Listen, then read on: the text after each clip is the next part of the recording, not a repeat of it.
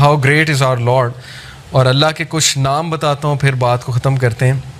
अल्लाह के 99 नेम्स में से कुछ नाम मैंने सेलेक्ट किए हैं जो बहुत रेलेवेंट होंगे, क्योंकि हर इंसान चाहता है कि उसके प्रॉब्लम सॉल्व हो, हर इंसान चाहता है कि उसकी ज़िंदगी में बहार आए, उसकी ज़िंदगी में खुशियाँ आएँ। तो अल्लाह का एक नाम है अल जब्बार। It means the compeller, the restorer, किसी चीज़ को रिस्टोर करने वाला और कंपेल करने वाला। अल्लाह कंपेल करता है, अल्लाह को कोई कंपेल नहीं कर सकता किसी चीज़ पे, लेकिन अल्लाह मुसल्लत कर सकता है चीज़ें। क्रिएटर है, गॉड है।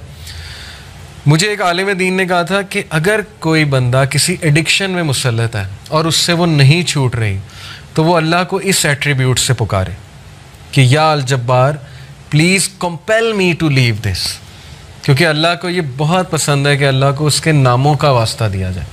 ये वसीला लेना चाहिए। नबी सल्लल्लाहु अलैहि वसल्लम अल्लाह के नामों का वसीला लेते हैं, और अल्लाह के जो नाम है उसका एक ख़ास मकसद है। अल जब्बार है द कंपेलर। मिसाल के तौर पे एक बंदे से फजर पे नहीं उठा जाता, उसने बड़ी कोशिश की है, वो ये दुआ करे कि ओ अल जब्बार compel me to wake up for फजर। या अल्लाह ए अल जब्बार मुझे कंपेल करें कि मैं फजर पे उठूँ, मुझे कंपेल करें मैं नमाज़ें शुरू कर दूँ।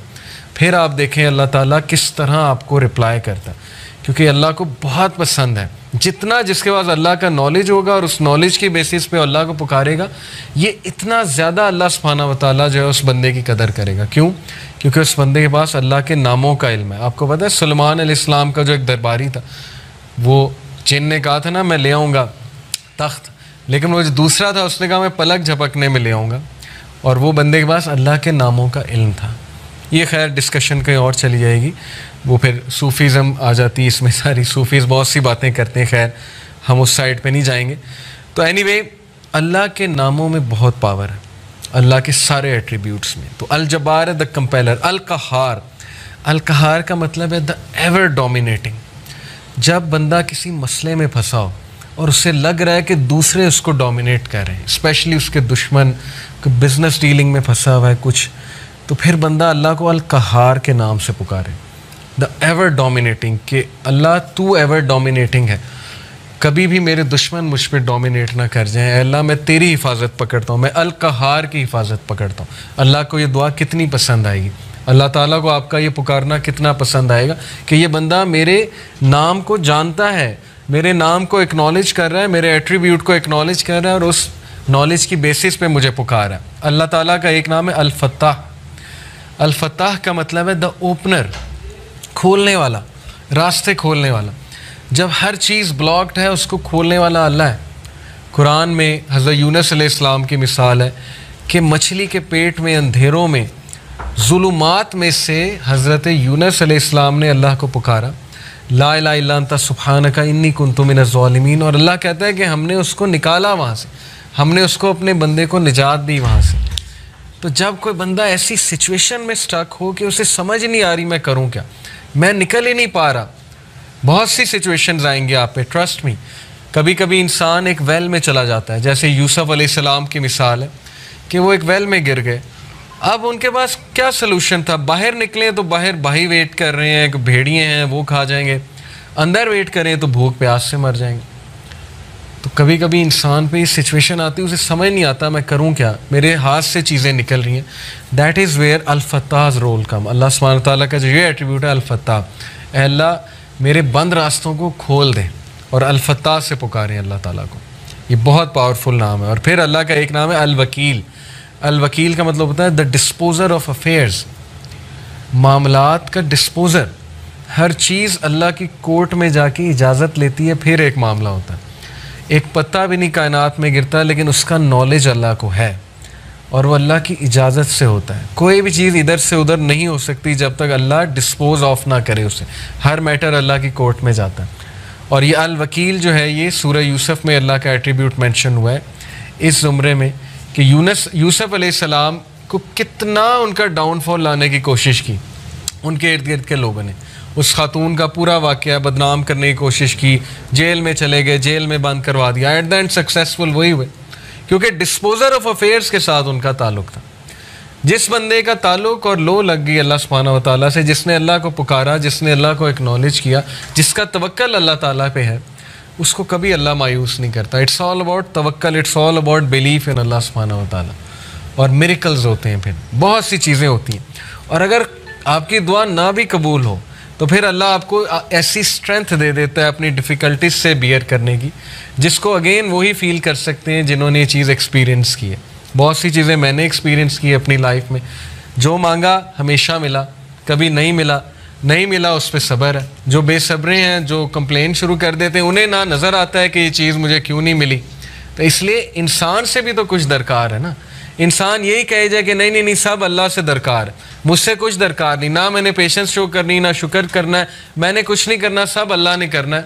नाउज़ बिल्लाह, ये तो फिर वो जीनी इन द लैम्प वाला कॉन्सेप्ट है कि हुक्म मेरे आका अल्लाह, जीनी नहीं है। नाउज़ बिल्लाह, अलादीन वाला कॉन्सेप्ट नहीं है कि चिराग रगड़ा, हाथ उठाए कि यार अब मर्सिडीज़ दे दे, तो बस अभी 5 मिनट बाद मर्सिडीज़ सामने होनी चाहिए, नहीं हुई तो अल्लाह से नाराज़। ये कॉन्सेप्ट नहीं है। हमारी यूथ का अनफॉर्चुनेटली ये कॉन्सेप्ट है कि जो मांगे अभी दे, अभी इसी वक्त दे दे, और नहीं दिया तो इसका मतलब मेरी दुआ नहीं कबूल हुई। बहुत सी चीज़ें दुरुस्त होने वाली, तरबियती एस्पेक्ट से कह रहा हूँ। तो अल वकील है द डिस्पोजर ऑफ अफेयर्स, अर रशीद है द गाइड, रास्ता दिखाने वाला। हर चीज़ में अर रशीद की तलब जो है वो, मदद जो है वो तलब करें।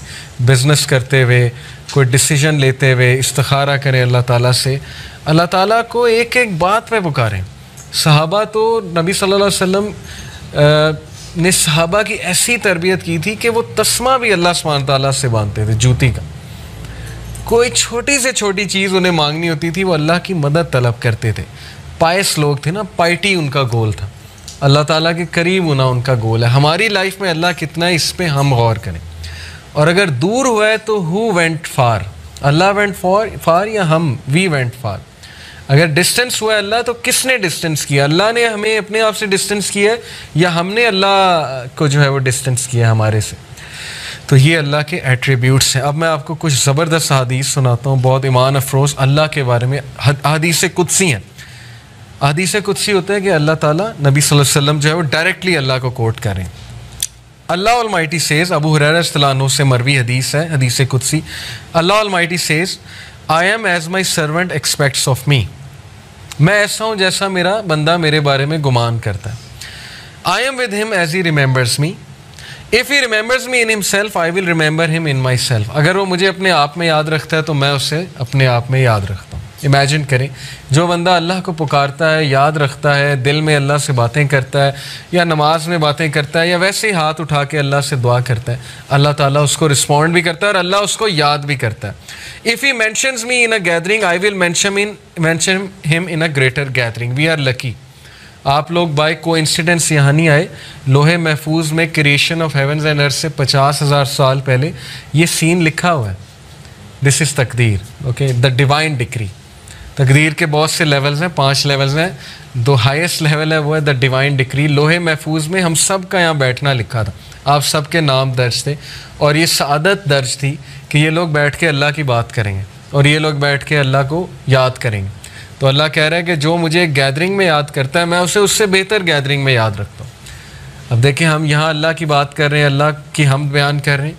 इंशाअल्लाह मेरा बिलीफ है अल्लाह हमारी बात वहाँ किसी बेहतर, इससे बहुत बेहतर गैदरिंग फरिश्तों के साथ, अब अल्लाह आलम। लेकिन ये कि अल्लाह ने गारंटी दी है कि जो कोई मुझे मेंशन करता है किसी गैदरिंग में, मैं उसे मेंशन करता हूँ इससे ग्रेटर गैदरिंग में। When he draws near me by the span of his hand, जब वो मेरे करीब आता है एक हाथ के फासले के, तो यानी इतने डिस्टेंस के, एक स्टेप लेता है। I draw near him by the length of a cubit, तो मैं 1 मीटर या 1 क्यूबिट के फासले से उसके करीब आता हूँ। ये एक मेटाफोरिकल बात है कि जब तुम पहला स्टेप लेते हो तो अल्लाह ताला उसके रिटर्न में डबल द स्टेप्स या 10 टाइम्स स्टेप लेता है। साबित क्या हुआ कि हमें शो करना पड़ेगा अल्लाह को कि मैं आना चाहता हूँ आपकी तरफ। हमें ये शो करना पड़ेगा कि अल्लाह मैं चाहता हूँ बेहतर बनना, मुझे गाइडेंस चाहिए, मुझे अच्छा बनना है, मुझे पर्पज़ ऑफ लाइफ समझ आ गया कि piety is the purpose of life, नेक बनना है, परहेजगार बनना है, मुझे अपनी खामियों को दूर करना है। ये शो करना पड़ेगा अल्लाह को। जब हम एक स्टेप लेंगे अल्लाह ताला एक हैंड के बराबर कदम लेंगे, अल्लाह 1 क्यूबिट के मुताबिक हमारे पास आएगा। और फिर कहा When he draws near me by the length of a cubit, और जब वो एक length of a cubit मेरे करीब आता है, I draw near to him by the length of a fathom, तो मैं इससे भी ज़्यादा लेंथ से, एक fathom के लेंथ से उसके करीब आता हूँ। क्या साबित हुआ कि अल्लाह ताला आपसे ज़्यादा ईगर हैं आपके करीब आने में, लेकिन you have to show him, free will है ना। अगर वैसे ही हर बंदे को हिदायत आ जाए, यहाँ पे कोई बचे ही ना अल्लाह का मुनकिर, तो फिर वो कल को ये कहेंगे जी कि फ्री विल ही नहीं दी थी, हम रोबोट्स थे, हमें तो बस वो एक रोबोटिक वो बनाकर भेज दिया था कि बस मेरी इबादत करो। तो कितनी खूबसूरत बात है कि तुम शो करो और फिर देखो मेरे आगे से क्या रिस्पॉन्स आता है। अपनी फ्री विल से आओ और फिर देखो मैं आगे से कैसे रिस्पॉन्स करता हूँ। When he comes to me walking I come to him running, जब वो मेरी तरफ पैदल चल के आता है मैं उसकी तरफ भाग के जाता हूँ।